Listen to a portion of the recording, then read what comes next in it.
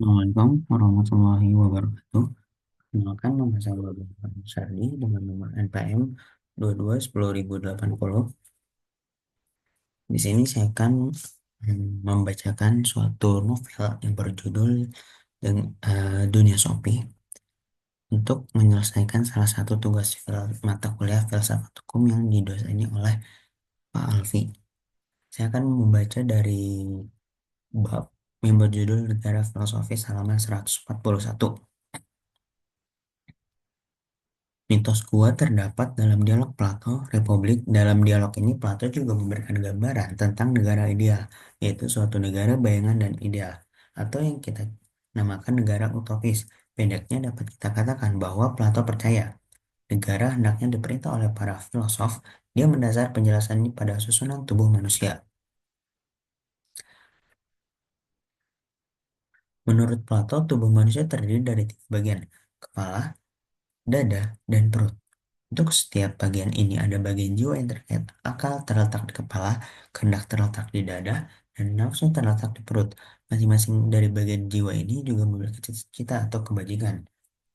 Akal mencita-citakan kebijaksanaan, kehendak mencita-citakan keberanian, dan nafsu harus dikekang sehingga kesopanan dapat ditegakkan. Hanya saja, jika ketiga bagian itu berfungsi bersama sebagai suatu kesatuan sajalah, kita dapat menjadi seseorang individu yang selaras atau berbudi luhur. Di sekolah, seorang anak pertama-tama harus belajar mengendalikan nafsu mereka. Lalu ia harus mengembangkan keberanian dan akhirnya akal akan menuntunnya menuju kebijaksanaan. Plato membayangkan sebuah negara yang dibangun dengan cara persis seperti tubuh manusia yang terdiri dari tiga bagian itu. Jika tubuh mempunyai kepala, dada, dan perut, negara mempunyai pemimpin, pembantu, dan pekerja. Contohnya seperti para petani dan misalnya. Di sini Plato secara jelas menggunakan ilmu pengobatan Yunani sebagai modal. Sebagaimana manusia yang sehat dan selaras mempertahankan keseimbangan dan kesederhanaannya.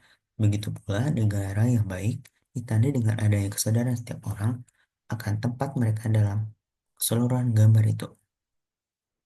Seperti setiap aspek dari filsafat Plato, filsafat filsafat politik ditandai dengan rasionalisme. Terciptanya negara yang baik tergantung pada apakah negara itu diperintah oleh akal, sebagaimana kepala mengatur tubuh, maka para filosof hal yang harus mengatur masyarakat. Mari kita coba membuat ilustrasi mengenai hubungan antara ketiga bagian tubuh manusia dan negara. Ini ada tubuh, jiwa, sifat, dan negara. Kita lanjut, negara ideal Plato bukannya tidak sama dengan sistem kasta Hindu, yang di dalamnya masing-masing orang mempunyai fungsi sendiri-sendiri demi kebaikan seluruh negara. Bahkan sebelum masa hidup Plato, sistem kasta Hindu mempunyai tiga bagian, antara kasta pembantu atau kasta pendeta, kasta kesatria, dan kasta pekerja.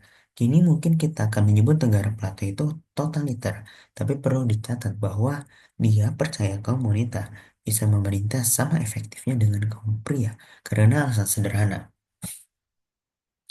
yaitu bahwa para pemimpin mengatur negara berdasarkan akal mereka. Kaum wanita, dia menegaskan bahwa mempunyai kemampuan penalaran yang persis sama dengan kaum pria, asalkan mereka mendapatkan pelatihan yang sama dan dibebaskan dari kewajiban membesarkan anak dan mengurusi rumah tangga. Dalam negara ideal Plato, para pemimpin dan kesatria tidak diperbolehkan menjalani kehidupan keluarga atau memiliki kekayaan pribadi individu, sehingga tanggung jawab itu harus diserahkan pada negara. Plato adalah filosof pertama yang mendukung sekolah anak-anak yang diorganisasi oleh negara dan pendidikannya full time. Setelah terjadi sejumlah kemunduran politik penting, Plato menulis kitab hukum. Di dalamnya dia menggambarkan negara konstitusional sebagai negara terbaik kedua.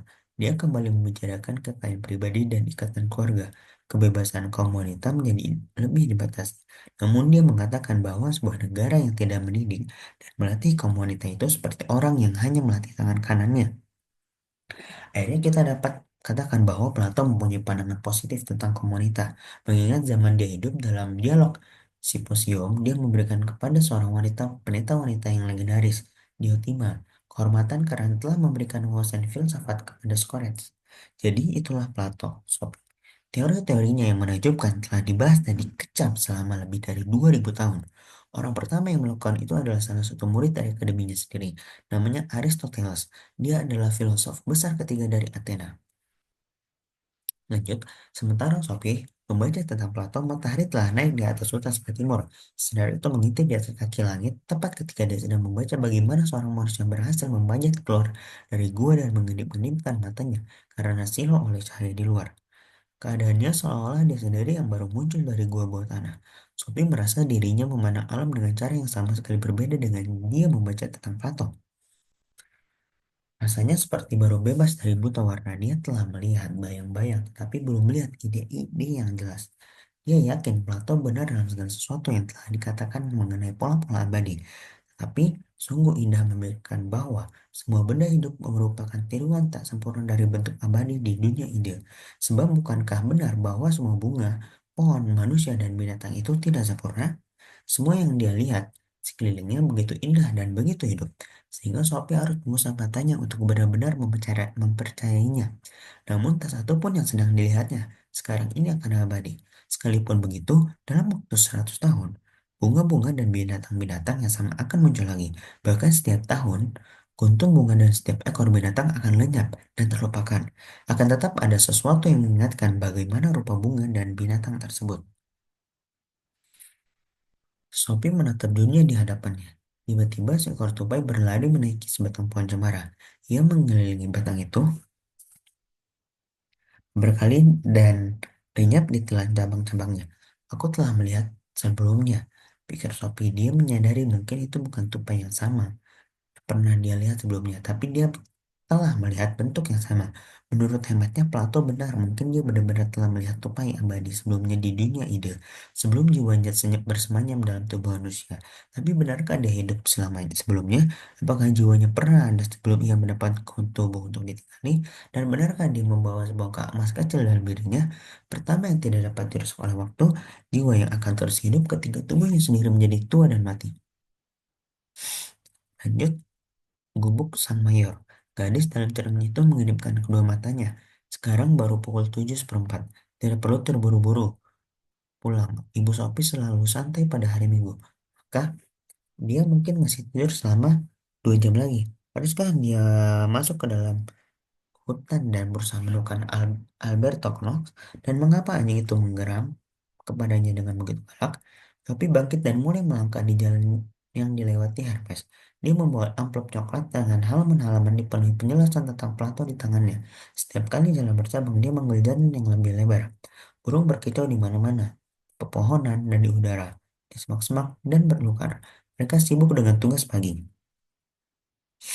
Mereka tidak mengenal perbedaan antara hari Minggu dan hari kerja. Siapa yang pernah mengajari mereka untuk melakukan semua itu? Apakah ada sebuah komputer kecil di dalam tubuh mereka masing-masing yang memprogram mereka untuk melakukan hal tertentu? Jalan itu menanjak ke arah bukit kecil, lalu menurun tajam di antara pohon-pohon cemara yang tinggi. Hutan begitu lebat sehingga di antara dia hanya dapat melihat sejarak beberapa meter di celah pepohonan. Tiba-tiba dia melihat sesuatu yang berkilau di antara batang-batang pohon cemara. Itu pasti sebuah danau kecil. Jalan itu memutar ke arah danau, tapi Sophie menerobos di antara pepohonan tanpa benar-benar mengetahui apa sebabnya. Dia membiarkan kakinya menuntunnya. Danau itu tidak lebih besar daripada sepak bola. Di seberang dia dapat melihat sebuah gubuk bercat merah di atas tanah terbuka yang dikelilingi oleh pohon-pohon birikin perak. Gumpalan asap tipis naik dari cerobong asap. Sophie turun ke tepi air. Air itu sangat berlumpur di banyak tempat, tapi kemudian dia melihat sebuah perahu dayung. Perahu itu sudah agak ke tengah air.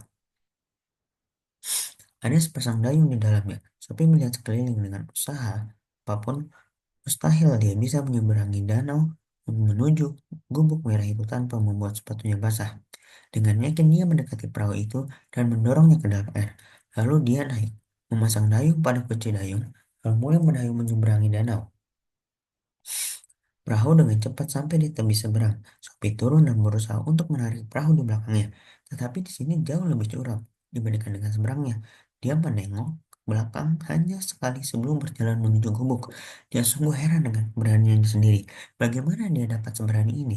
Dia tidak tahu sekarang sesuatu mendorongnya.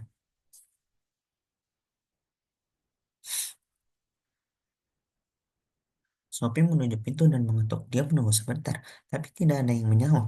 Dia mencoba memutar memegang pintu dengan waspada dan pintu terbuka.